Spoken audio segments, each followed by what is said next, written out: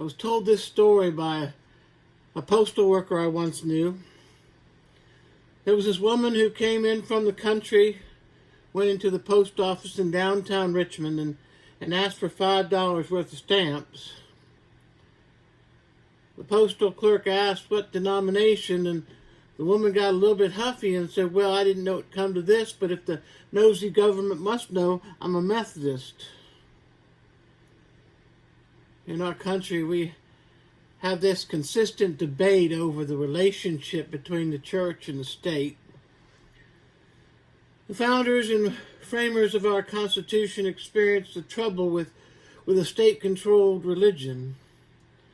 They wanted to avoid having religious territories like Maryland being a Roman Catholic state or Delaware being an Episcopalian state or something like that. Religious freedom is one of the building blocks on which our nation was founded. Our reading from Daniel today points to the problem of a religious state. Shadrach, Meshach, and Abednego were Hebrews, followers of the God of Abraham, Isaac, and Jacob. But at that time they were enslaved by the Babylonians in exile, and they were being required by King Nebuchadnezzar to bow down before a golden idol that Nebuchadnezzar had set up. And they said to the king, "The God we serve is able to save us. But even if he does not, we will not serve your gods or worship your idol of gold." Our country has been set up to give people genuine freedom, which begins with the freedom to serve God, the freedom to put something or someone above the state. Our forefathers and foremothers came to this country to escape oppression and to live as free people in freedom and liberty. But this freedom has not come without cost. From the pilgrims trying to escape religious persecution, who lost a half of their number in the first year in the New World, to the signers of the Declaration of Independence who risked their lives for signing this declaration was treason as far as the ruling British government was concerned. To those who fought in our nation's wars, to those who have died in the service of their country in non-combatant incidents, as well as other examples of those who have paid the price of freedom. Our freedom has come not without cost. Many will remember the words of Patrick Henry, "Give me liberty or give me death." Some might remember the words of Thomas Jefferson, "The God who gave us life gave us liberty at the same time." Freedom is tied to life. St. Paul, he wrote, "It is for freedom that Christ has set you free."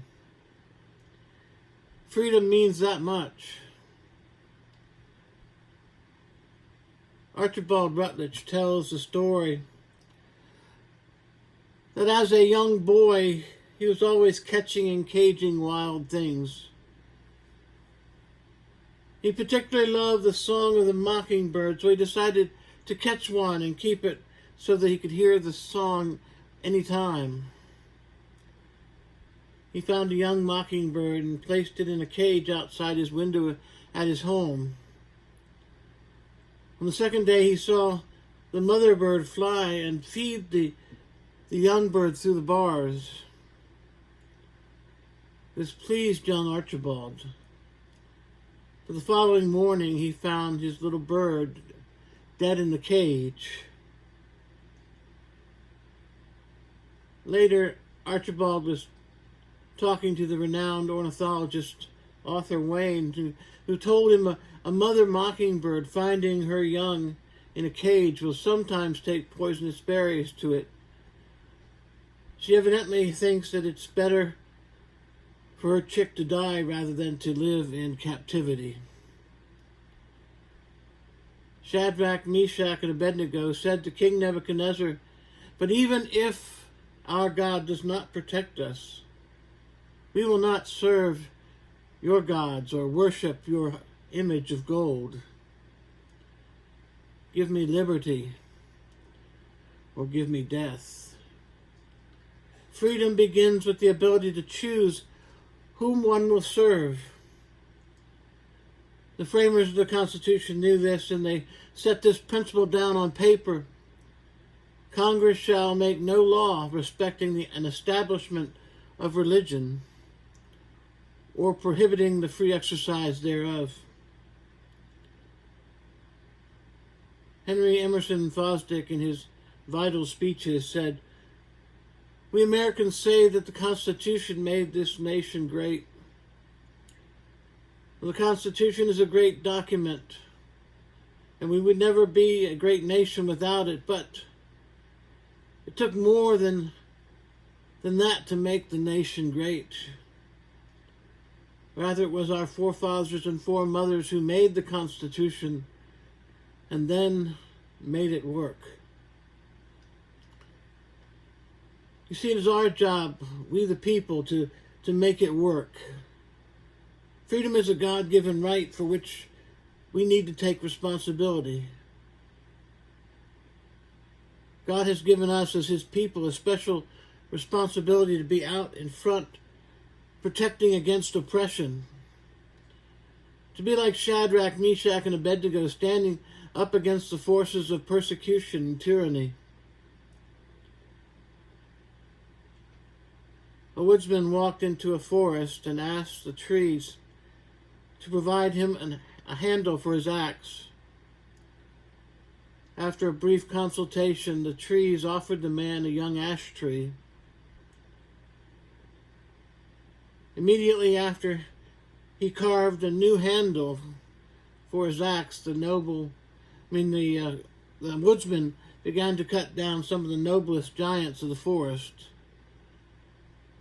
An old oak, watching the destruction of his friends, spoke sadly. "We thought that providing the woodsman with our little brother the ash, that he would be satisfied. Instead, our failure to protect the weak has contributed to our destruction."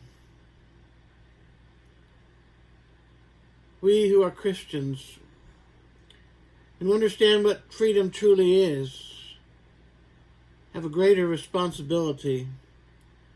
We have been trusted by God to be the bearers of his freedom, to live out his liberty before people, to bring his kingdom to the world, and to stand for that kingdom no matter what the cost. It's up to us to protect this God-given liberty so that freedom can reign in this country and around the world. For it was for freedom that Christ has set us free.